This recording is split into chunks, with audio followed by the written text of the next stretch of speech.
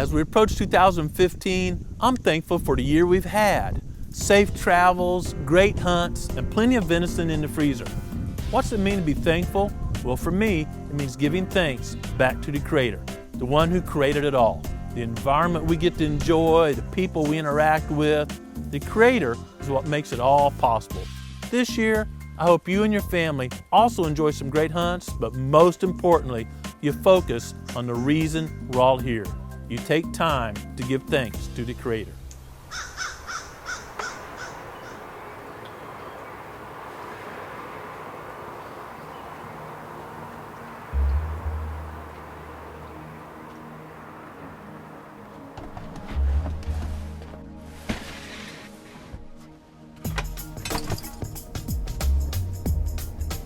Pro staffer Aaron Morgan from Kansas has been hunting hard this year, but hasn't punched a tag.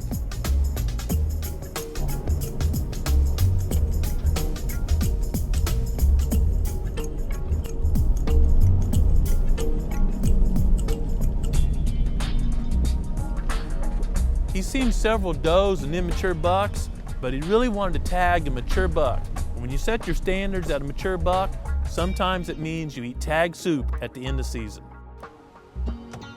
Growing Deer TV is brought to you by Bass Pro Shops, also by Reconics, Trophy Rock, Muddy Outdoors, Non-Typical Wildlife Solution, Eagle Seed, Nikon, Winchester, Scentmaster, Dead Downwind, Antler Dirt, Lacrosse Footwear, Redneck Hunting Blind, Bloodsport Arrows, Prime Bows by G5, Outdoor Edge Knives, and Flatwood Natives. Aaron thought tag soup was on his menu for the rest of the year as he came down to the last day he was going to be able to hunt in Kansas rifle season. Being a dedicated hunter, Aaron wasn't going to give up a one more day to go, and even though his cameraman wasn't available, he grabbed his camera and gear and headed to the field.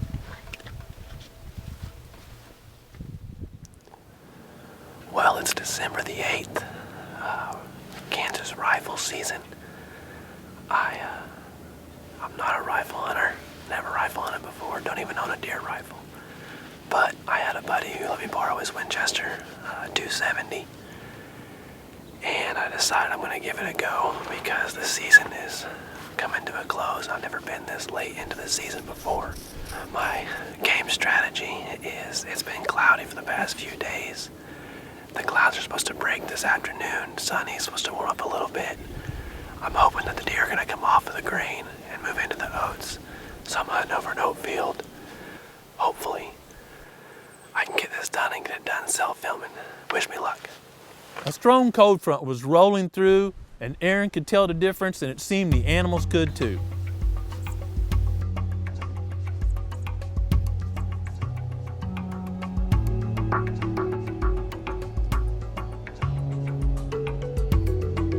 Aaron hadn't been in his blind long when a large flock of turkeys entered the field.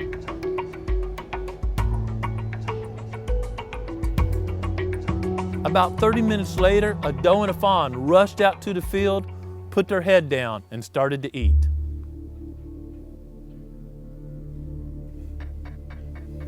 And just before dark, he saw tines coming into the field.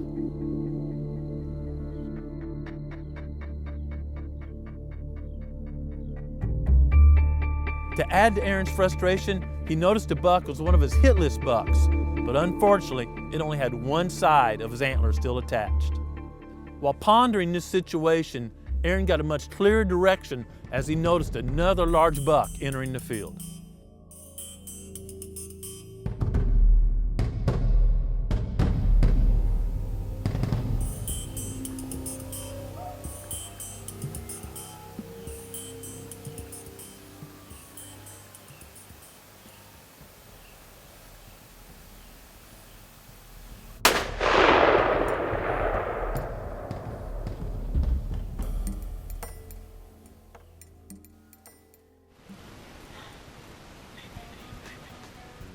If you've ever self-filmed a hunt, you know the pressure of getting the camera on the deer and then going from the gun and settling the crosshairs, where most hunters simply worry about taking the shot.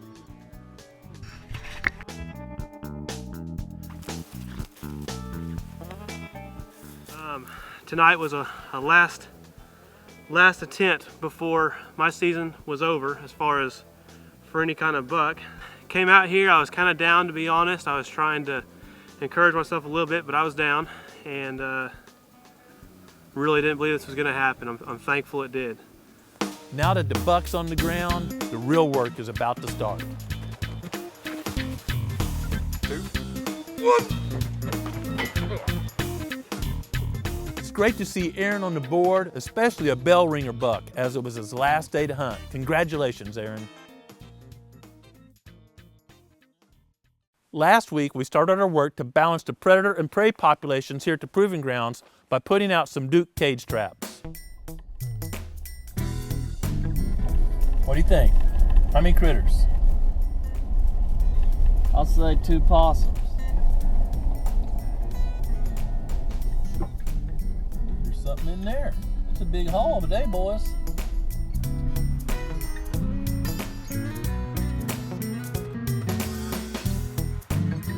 Last week, I shared with you my technique for using these Duke cage traps to remove nest predators here at the Proving Grounds. In just a few days, we've already caught almost 10 predators. There's been gads of research in the past decades of how effective raccoons are as nest predators. They can wear out turkey nests, quail nests, and even songbird nests. Currently, raccoon pelt prices are very low, so there's not a lot of impetus for trappers to work on balancing the predator-prey population. Really leaves it up to landowners and hunters to step in and do this conservation job. A lot of people know raccoons are big nest predators, but they don't know that raccoons also take some fawns. You take a large raccoon like this, comes across a newborn 6-pound fawn, well, it's no contest. This miniature grizzly bear is gonna have meat for supper when it finds that fawn. I like to move the trap off the site just a little bit. Easy to do with these Duke cage traps. That way the scent of death and the blood won't be right on the trap site. Still an attraction for the area. Dispense the raccoon, rebait the trap, move it right back to the site. All right, Daniel, how many pounds you think? 13. I say 14. Don't be trying to hide that now. Ooh, 16, isn't it? 15 or 16? 16. 16. Yeah, all right, let's rebait and see what else we got on the line. Typically, possums are one of your easiest animals to catch. And even in areas where you know you have a lot of raccoons, you're still probably going to have to thin out the possums just because they're going to be the first animals in the trap. Once you get them removed, you can start removing those raccoons.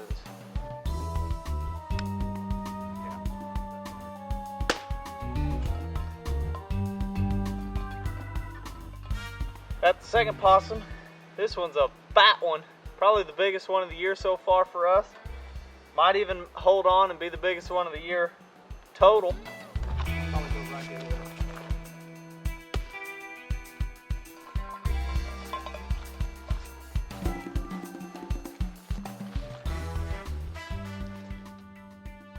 The cage trap's a great tool, but there are other tools in our bucket also. This week, I want to share how I use the Duke dog-proof trap. Gonna add a few more sets today, and again, I'm always looking for location. This is a great location, got a food plot, road coming right through it, parallel on the creek, so I got a good chance of predators walking the road or coming down the creek. That intersection, just like where you want to put a restaurant, we're gonna put the meal right here.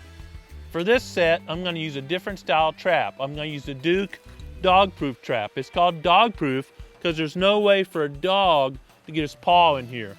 Great to use in urban areas or where you think your pets may be closer to a house around a barn, but they're also extremely quick to use on a trap line out here.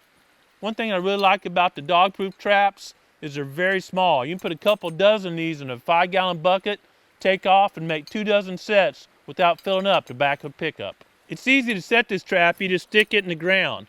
But without attaching it to something, the predator might take off with your trap.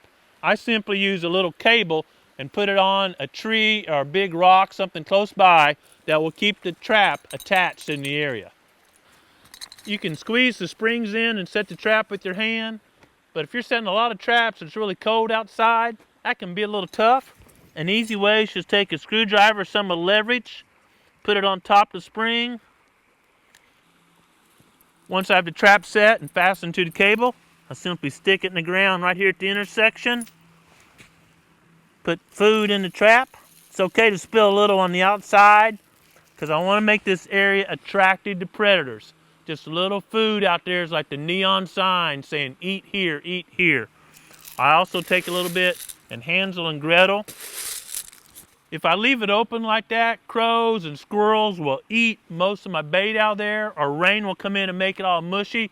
Simple thing to do is take a big can, put it right on top.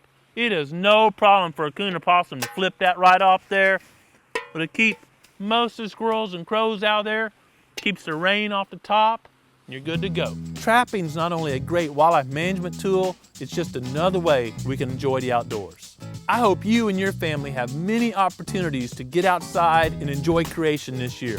But most importantly, take time daily to listen to what the Creator is saying to you.